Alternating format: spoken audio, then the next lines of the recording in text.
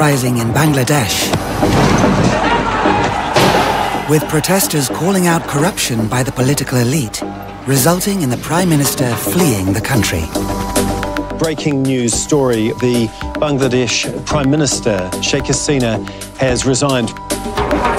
But before the upheaval, Al Jazeera was already on the trail of one of those accused. We went undercover into his network. My clients are very untouchable people. To investigate allegations of a hidden fortune. I have a very penthouse, nice penthouse. Evading scrutiny. When you got big project, authority gallant. Enjoying his riches in London. I love suits. The Super 200 cost £6,000. But with growing anger about his wealth, we go on the trail of the minister's millions.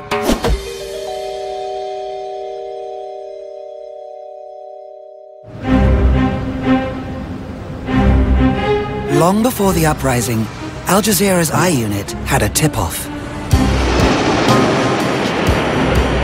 that a Bangladeshi minister on a $13,000 salary had amassed a property empire in Britain. The I Unit set up an undercover team to investigate the allegation. By 2023, the year before the protests in Bangladesh, our undercover reporters reached the minister's inner circle and were invited into his $14 million London home. Hello. Hello. Hello. How are you? Hello, Mr. Lee. Please, welcome. Yeah, it's a very private house. Because I need a very secure house. Oh, security. How many floors in total? 5 floors. This is our cell. Come. Yeah. Oh. This is my new rules.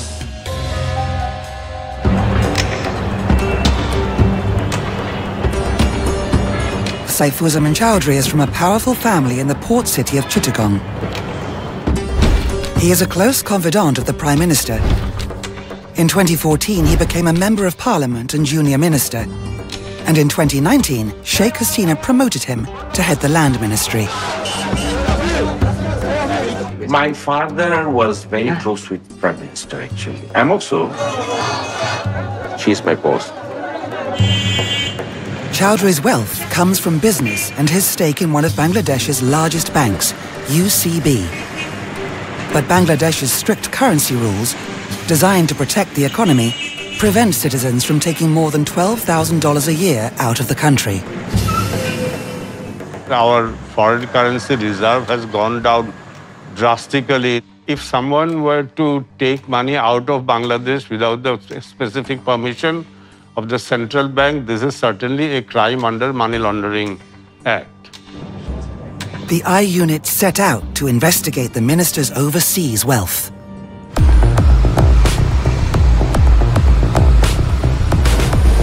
First, we needed to establish how much property the minister owned in Britain. The results were surprising. Chowdhury set up a string of companies in the UK. Between 2016 and 2021, he bought 265 homes across Britain. He was buying from major developers like Berkeley Group. Your minister is in business. Yeah, he's in the property business. He's making a killing from the housing crisis.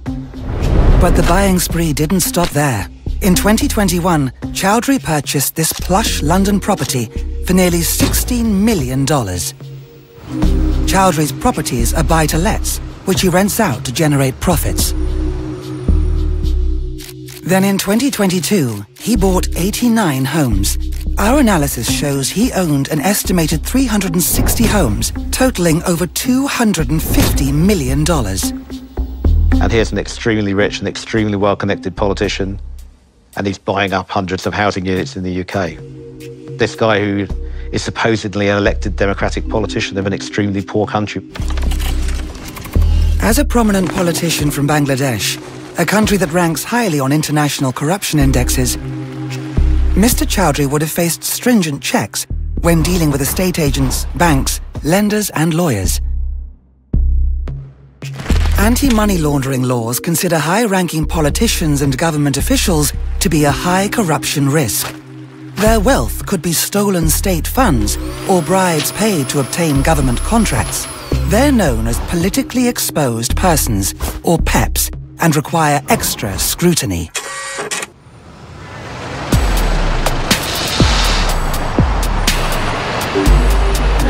So how did the minister pass these tests? To find out, we deployed an undercover team to view one of his rental properties. Our client, he has over 300 homes just in London alone. This is a sales agent for letting agency Moving City. He comes to London, buy a few homes, and then he jets off. During lockdown, we spent 200 million just on new homes in the UK. We checked whether Chowdhury had declared his overseas assets on his Bangladesh tax returns and electoral filings. He hadn't. The constitution is very clear that as a minister, they cannot have any other source of income. Yes, a politician, MP or MP candidate must declare their global asset position. So the income or asset they have in the country and abroad.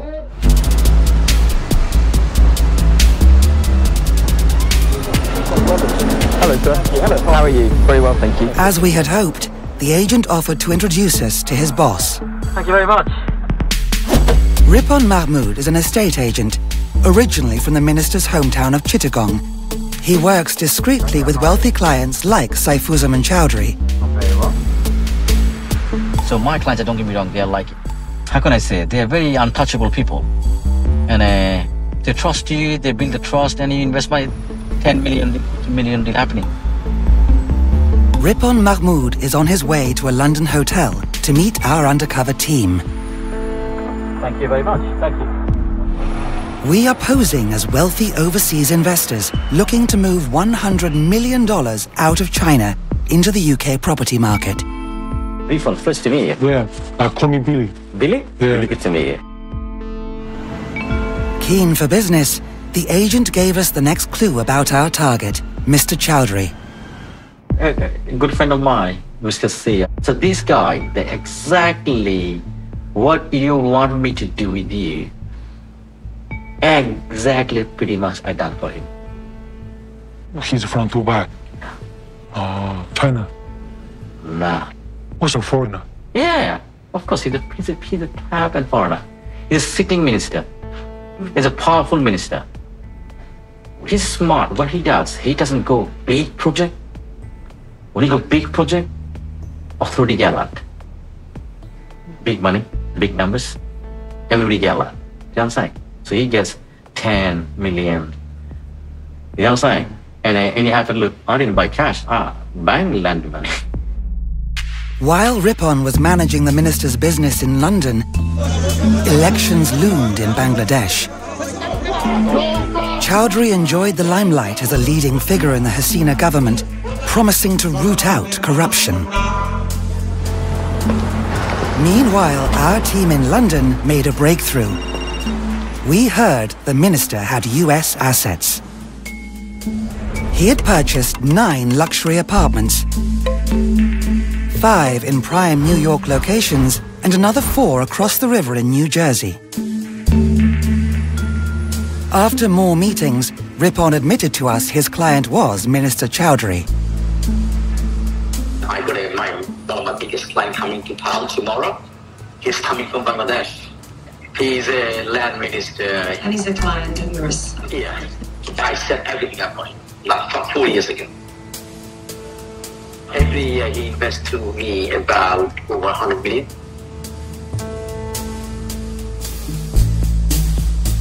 We needed to get to the minister before he returned to Bangladesh.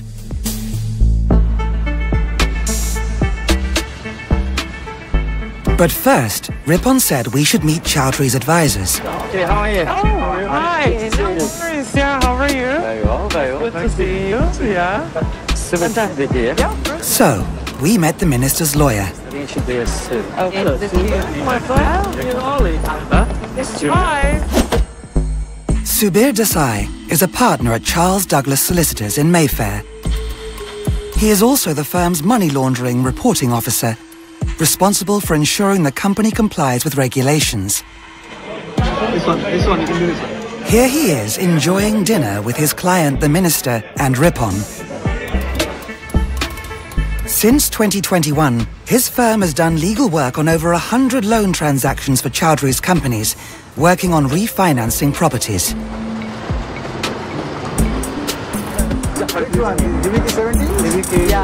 Next, Ripon introduced us to Rahul Mad, a private wealth manager at DBS, one of the biggest Asian banks.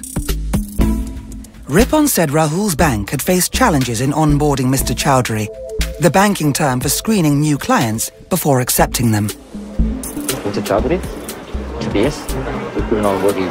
You get infected. From Singapore Bank, red line. They are very strict. We couldn't onboard him because he's sitting a lot. But by January 2024, DBS made 19 loans to the minister's companies, helping finance his empire. Finally, Ripon introduced our undercover team to Paresh Raja, CEO of bridge finance lender Market Financial Solutions. The Mayfair lender's businesses made hundreds of loans to the minister. What you're seeing here is a kind of network, clearly, that is having an impact on the minister's reach. Ripon's network also includes the developers that sold to Mr. Chowdhury, who bought nearly a quarter of his properties, over 80, from Berkeley Homes, one of Britain's top builders. We sent in a new undercover reporter to meet Ripon at a Berkeley sales event to find out how a minister and politically exposed person could have bought so much property from them. So I work with them very, very closely. I know Chowdhury and I'm there's just so much to do about it. I said lots of money.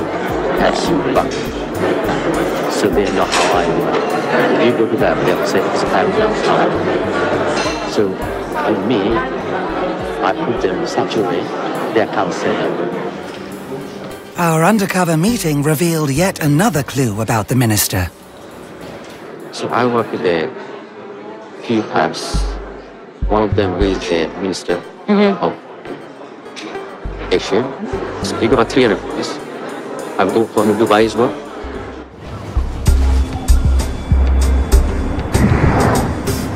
We followed up the Dubai lead and discovered even more of the minister's properties. Analyzing a leak of Dubai property data reveals the scale of his buying. The minister is listed owner of a luxury apartment at the Dubai Wharf Culture Village. His wife, Rukmila Zaman, bought property in this high-end development. By 2020, the minister was the listed owner of another 54 properties in the city's most exclusive developments. Having met the network of advisors and established the minister owned hundreds of properties in the UK, America, and Dubai, we finally met the minister himself at his London home. That's beautiful. Would he reveal to us the secret of how he had built his vast overseas empire? I love this house. Mr. C, he believes in real estate. That's his business, all the profit he invested in Dubai, London.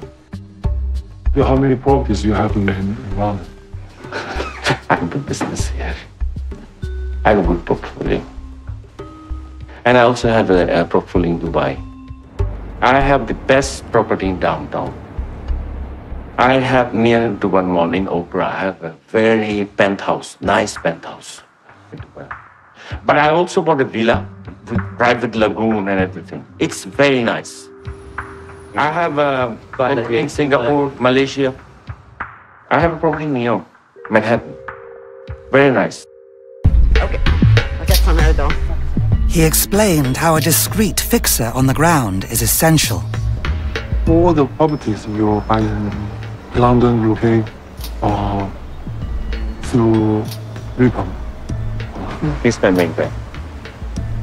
And he's my brother. I don't deal with anybody else. I trust him. he admitted Prime Minister Sheikh Hasina knew about his secret wealth. She knows I have a business here. We asked how he had financed his spending spree. Remember Paresh Raja, who we met earlier? The Paresh is strong. He's a strong guy. Do you know him well? Of course. Yeah, right. He lent me so much money. Oh, so you did work with him?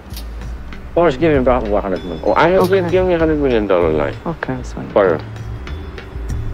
Paresh, the banking section, Mr. C is very strong with alive. Anything problem, he just jump in. The politician then turned to more important matters. I like your shoe. You like the shoe? Yeah, nice shoe. What brand is this? Tailor-made. I also make it a tailor-made. I also ordered in Harris, custom-made. Takes 4 months. I probably have £3,000 each. Each? Each. 3,000 pounds. What shoes are there? Ostrich. And croc. Baby croc. Bailey croc. Half. That's hard, yeah. Full Bailey croc is 6,000 pounds. So half Bailey croc with cuff skin, 3,000 pounds. Very nice. 4 months. Every time you come, you spend about £200-300. I love suits.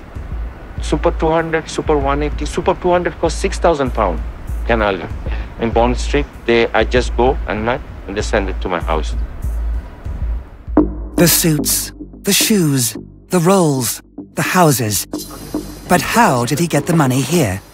Remember, you can only take $12,000 a year out of Bangladesh. So how did you invest the money here, transfer the money from Bangladesh here? I had a business in Dubai.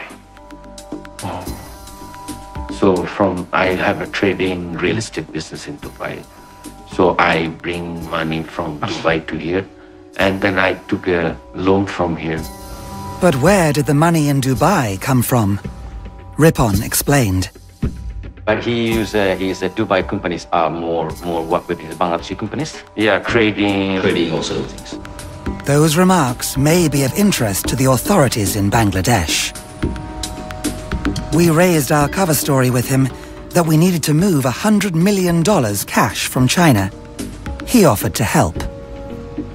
I have one connection in Dubai. I can ask him whether he will accept any cash in China, then he will pay in Dubai. And he knew his way around underground banking. My guy in Dubai can give you money. That cost me. How much? Cash, then he pays you in Dubai. If I tell him, look at Dubai, I'll pay you 100 million. You arrange 100 million. That's not an issue. But my suggestion to you would be slowly bring the money outside China. And slowly, yes, but through different channels, not official channels. Thank you so much indeed. Later, after reflecting, Chowdhury backtracked. See, it's not gonna work on you. No, I can't. No way. No way. Is he just talking to a friend? As a friend. Because I don't think so. If it is not through proper channel, I don't think he can't right get involved. Yeah. There's no way. That central bank will flag up. Or whenever you get a time, we'll chit-chat here in my house. Have a seat. With a standing invitation to see the minister again, in the cab, Ripon finally revealed the true scale of the minister's global wealth. I manage everything for him. No, actually, he got 20 million stock. New York, San Francisco. But Dubai, he got 195. So 195 million. He invested in Dubai, real estate. London got about 300 plus million. Our tip had paid off. We had discovered the total value of the minister's hidden assets. Nearly $700 million. But we had one final surprise in store. New company accounts showed that by 2022, Chowdhury had personally loaned a staggering £47 million, equivalent to $62 million, to himself. None of this was ever declared by Chowdhury to the Bangladesh tax authorities. Something that one lawyer said could also be a problem for him in Britain. If a person, particularly a pet, has made false declarations on their tax returns, that can be a real problem here. If there is any suspicion that a person is dealing with what's called the benefit from criminal conduct and is bringing that benefit here, then that potentially is an offence of money laundering, even if the potential criminal conduct has happened in another country. We had our last meeting with Ripon, where he had a warning for his client if he didn't protect his newfound wealth. I told him, I keep telling him last 3 years, I said, 300, 600 million pound, 700 million pound asset, are you mad? He can talk to me about Rolls Royce, shoes. You see how excited he is? Shoes, this, that, and that. He's like a kid. What's the matter? What's the matter with you? Last 3 months I had to go with him. You gonna get, sorry for my French. So he's gonna give and he's gonna give full time.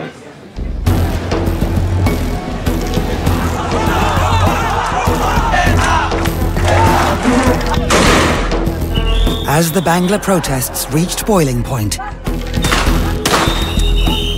the people wanted to find out where the country's looted riches had gone. Their Prime Minister, Sheikh Hasina, had fled the country. Her government fell. Regime loyalists were detained.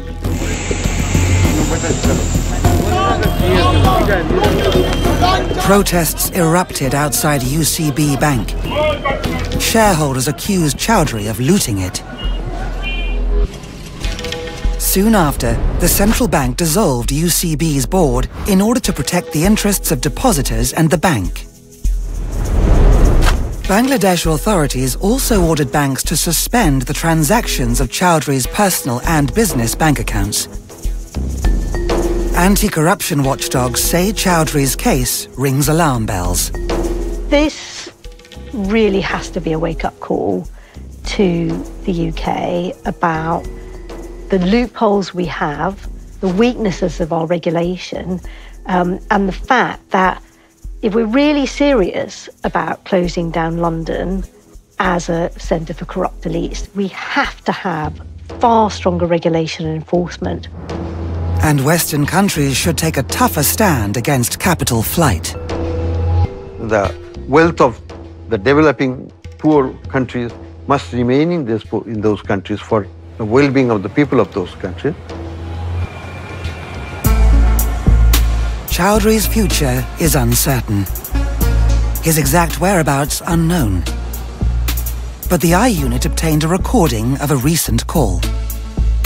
আপনি কই এখন আপনি কি বাংলাদেশে আমি নিরাপদে আছি আল্লাহর রহমতে কিন্তু বেরোতে পারেন নাই পেরেছি ওয়াও কোথায় আপনি এখন ভাই বেরিয়ে গেছি আল্লাহর Bangladesh is now investigating Chowdhury for the illegal acquisition of hundreds of millions of dollars.